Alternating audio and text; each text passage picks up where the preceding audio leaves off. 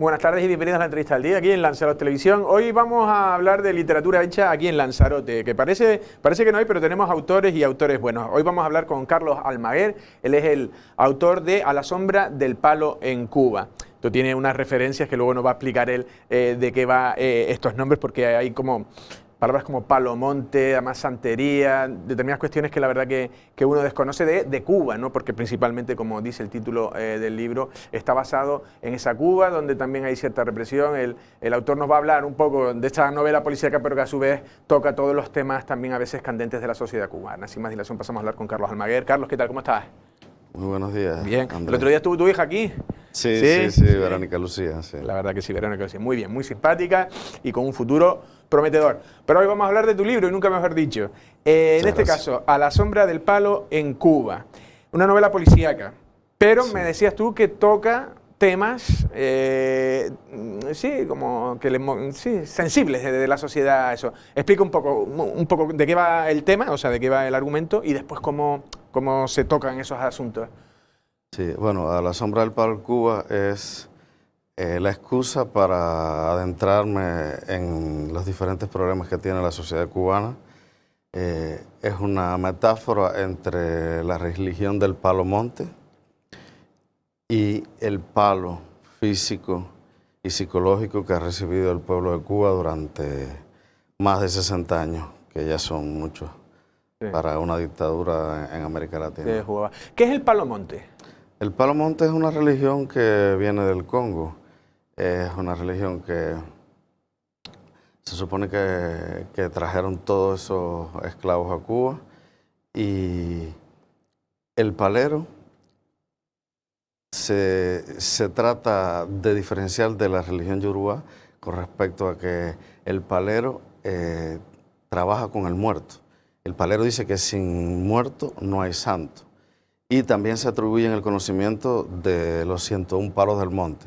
Son una especie de chamanes, médicos que utilizan esa medicina natural para hacer el bien y para hacer el mal también. Vale. ¿Cómo lo metes todo en la costelera, por decirlo? ¿Qué trama tiene ahí? ¿Un asesinato? ¿Qué hay por ahí?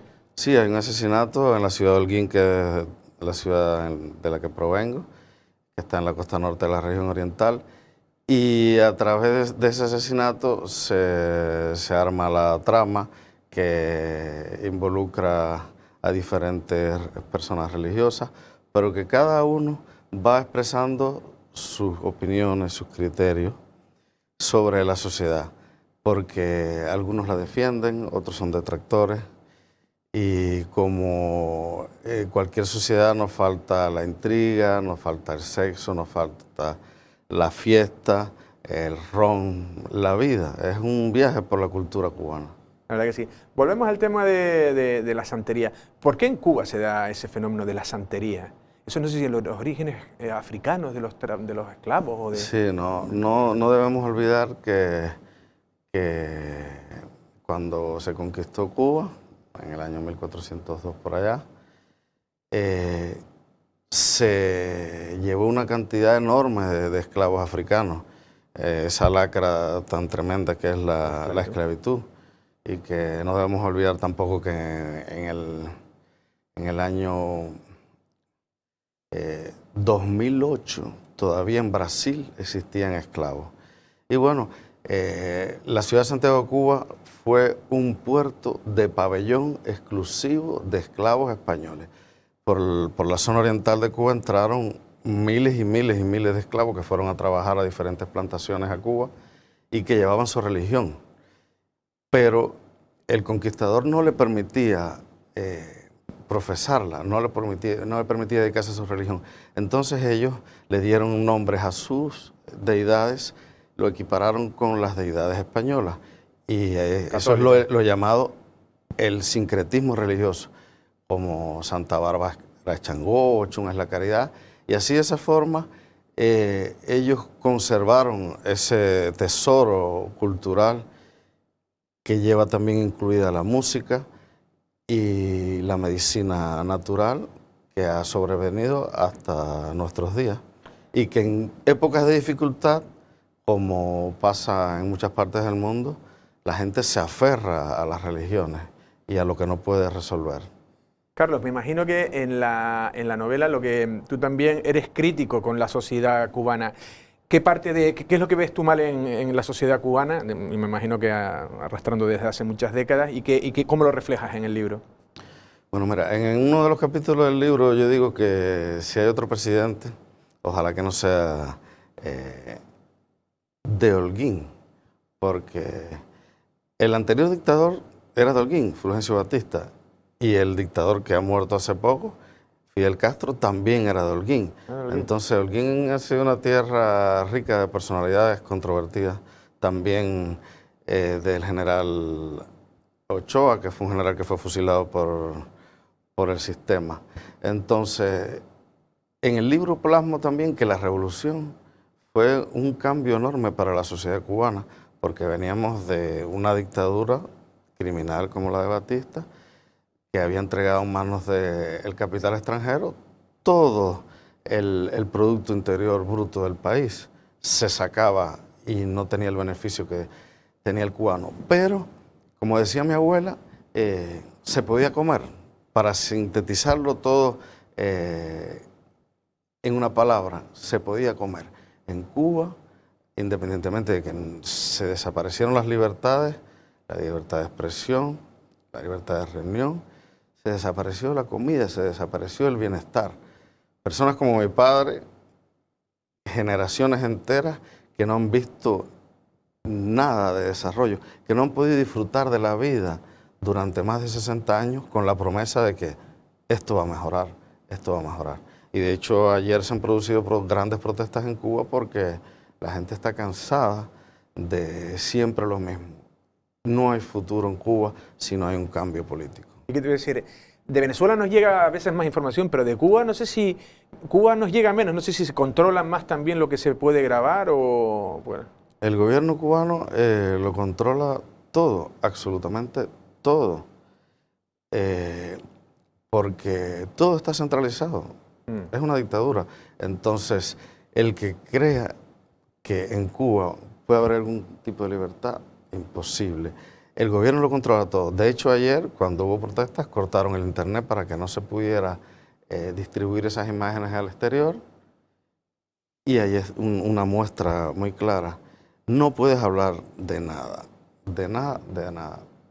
Y de hecho, una de las anécdotas que yo hago yo en el libro, cuando existía la prensa escrita en Cuba, el cubano, como todo es mentira prácticamente, el periódico ponía cualquier cantidad de cosas que no eran ciertas, los planes de producción, cosas que el gobierno vendía como propaganda. Y de hecho el cubano con el humor ese decía, eso es un mentirita, ¿no? Y ibas al kiosco de periódico y decía, dame un mentirita. Y el que hizo el gobierno, pues puso policías en cada estanco para cada vez que un cubano dijera, dame un mentirita, ponerle una multa de 50 pesos. Para que usted vea lo que es la represión llevada a los niveles más elevados. Más elevado. Yo, luego, al final de la entrevista vamos a hablar porque tú eres músico y la verdad que eres conocido aquí porque has hecho academias y tus grupos musicales y demás. Pero sí es cierto que me contabas que tú eres licenciado, incluso has sacado doctorado, pero que la música no era tu principio, iba a ser tu profesión, pero que en Cuba te obligó casi para poder llegar al turista y donde estaba el dólar o el dinero.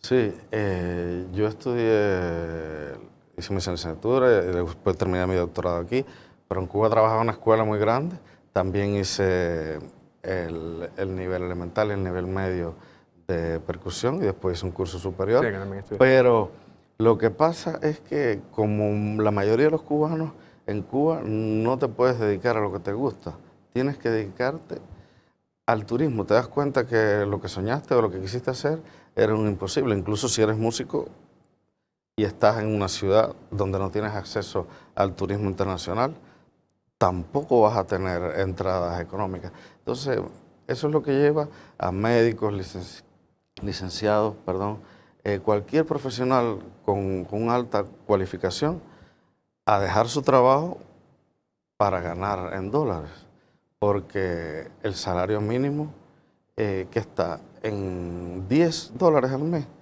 ¿Qué gana un profesional altamente calificado? 40 euros al mes, si lo vamos a traducir a la moneda que utilizamos nosotros aquí. Entonces, es tremendo que la población tenga que buscar el dólar y por otro lado lícito, porque la gente tiene que vivir, tiene que comer. No, y luego también me imagino la cantidad de fuga de talentos que se dan, ¿no? Médicos y tal que acaban en Europa o acaban en otros sitios porque ahí sí pueden trabajar de lo que se han formado. Para terminar este bloque, la represión, yo entiendo que con lo que tú cuentas aquí, lo que estás contando en esta entrevista, yo no sé si tú vas a tener facilidades o problemas para volver a Cuba. ¿Tú tendrías problemas en Cuba si...? Sí, estoy plenamente convencido de que tendría problemas. Cualquier persona que se oponga al régimen cubano, incluso en el exterior, tiene problemas. Y de hecho tengo amigos que no los han dejado entrar a Cuba. Y por duro que parezca, ya yo me he mentalizado de que mientras esté el régimen cubano allí, no voy a volver a mi país. Con mucho dolor, porque todos queremos volver a nuestra tierra, de la que nos hemos ido por la situación política y económica. Pero si vuelvo, seguro que tendré problemas. Vale, vamos a ir dando un poquito de vuelta al tema de la música. Ahora el compañero Fran nos pondrá unas imágenes de tanto tienes un vídeo como tocando la batería y otro tocando las congas. No sé si el otro día hablaba con tu hija también, pero ¿qué tenía Cuba? Cuba tenía sus sonidos, ¿no? Decía Benny Morera, y sobre todo en la percusión. No sé si a ti fue algo que te... O sea, ¿se mama allí o...? A mí la influencia más importante viene por parte de mi padre, que fue un músico muy importante allí. Y estudió en la Escuela Nacional de Música Moderna cuando se hizo, con músicos importantísimos como Arturo Sandoval, Paquito de Rivera, fue alumno de Oscar Valdés, estudió con Pla, con Beatriz Márquez, que mucha gente que me escucha no sabrá de lo que hablo, sí, pero fueron la génesis de muchos músicos importantes en Cuba, que fueron a esa escuela, se tecnificaron y luego volvieron a sus provincias a impartir clases como profesores, que son de las cosas buenas que hizo la revolución, pero que, como digo en mi libro, por mantenerse en el poder, es como un atleta, Andrés, que por mantenerse en el poder, que por mantenerse en activo, va perdiendo todos los récords que al principio lo hicieron grande. Entonces eso ha pasado con la revolución. Y con la música tenemos la herencia esa africana importantísima que llegó a Cuba, claro. Y luego el cubano, con las influencias españolas, fue capaz de desarrollar ritmos con identidad propia, como el son, la guaracha, la salsa, el cha-cha-cha, el mambo, y una gama de ritmos que han hecho que Cuba esté en la escena internacional como tendencias musicales, independientemente de la música folclórica, esa que heredamos de los africanos, que todos llevamos un poquito de sangre africana en Cuba, y los batá, las congas, ese ritmo que en el África no tiene esa pauta tan importante, el contratiempo, la síncopa, que en Cuba se ha ido desarrollando y que ha ido creciendo como un ritmo diferente, y de hecho ha llegado al mundo entero. Sí, ¿no? La verdad que porque es que yo me acuerdo una vez de estar en una boda y se casaban, eran una pareja de... La amiga nuestra era cubana. Y entonces la gente de allí, los invitados, o sea, te pones a hacer la conga de, ¿sabes? Sí. Bailando, tal. Y se veía perfectamente quién era español y quién era cubano. La conga de los españoles, de los canarios, era como... Y los otros iban como vamos, a un ritmo y dices tú, eso es que se va viendo. Y como dices tú también, africano, de percusión. Y luego la evolución, ¿no? Todo, hemos dicho antes, ¿no? Pérez Prada, Benny Morera, toda esa gente fue... Además, también una época anterior, ¿no? Incluso Estados Unidos demandó mucho, ¿no? Hollywood y... músicos importantísimos, pianistas como Ignacio Villa, Bola de Nieve, que viajaban a los Estados Unidos. E incluso en la época de la segregación, porque hay anécdotas de Ignacio Villa que tenía que entrar por el servicio y salir por el servicio. Por eso se hizo la revolución en Cuba, porque todo está ligado, en el mundo todo está ligado, pero los pueblos cuando son oprimidos, cuando son mancillados, cuando son pisoteados, se rebelan. Y el pueblo cubano ha aguantado mucho. Y de hecho, la revolución se hizo en la zona oriental, partidos de Santiago, Cuba, hacia las zonas occidentales. Y cuando alguien me pregunta, pero bueno, Cuba, sí, se hizo una revolución, fue una revolución total, social, cultural, económica, pero que se quedó ahí. Ya. Terminando con lo de el presente tuyo musicalmente hablando, no sé si ahora divides eso, no sé si sigues dando clases y por otro lado estás con grupos, ¿cómo estás? Sí, sigo dando clases, estoy tocando con varios grupos y tenemos varios proyectos que incluyen a mi hija. Yo como músico me he preparado para incursionar en todos los géneros, la música cubana, el jazz, el soul, el pop, el rock, y de ahí que he participado con muchas agrupaciones y estoy inmerso en varios proyectos que se han ralentizado porque, como todos sabemos, la parte cultural, esa parte en la que todos podíamos ir a conciertos, se paró con la pandemia, pero que ahora yo creo que con la ayuda de las instituciones y con la colaboración de todos para que el virus no se vuelva a expandir, creo que podemos volver a los escenarios. A ver si salimos con más fuerza. Bueno, nos hemos ido de tiempo.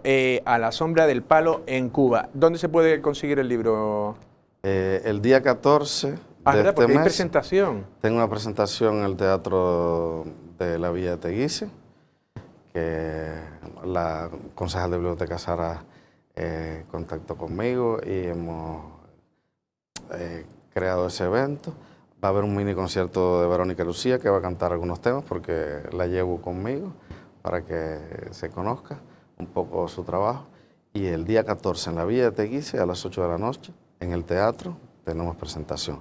Además lo pueden encontrar en Amazon, en todas las plataformas digitales y en todas las librerías. Pues nada, dicho queda. A la sombra del palo en Cuba. Ha sido un verdadero placer. Muchas gracias, Carlos. Muchas gracias. Bueno, ya han escuchado y han visto a Carlos Almaguer con A la sombra del palo en Cuba, esta obra. Al final hemos acabado hablando un poco de música, porque también él es músico, pero bueno, sobre todo un escritor y un libro bien documentado y en el que lo que ha dicho cuenta cosas a lo mejor espinosas también para el propio gobierno cubano, que siempre es como muy hermético, ¿no? Y llevándolo desde una novela policíaca, como un asesinato y demás, como ha dicho él, va tocando determinados puntos de una sociedad que la de Cuba, por un lado, como dice Carlos, ha sido magnificada con unos ideales, pero por otro lado también refleja unas, bueno, vamos a decir, unas nubes o unas nebulosas sociales donde muchos cubanos también se ven obligados a emigrar y a salir del país. Nosotros, sin más, nos despedimos. Pasen una feliz tarde.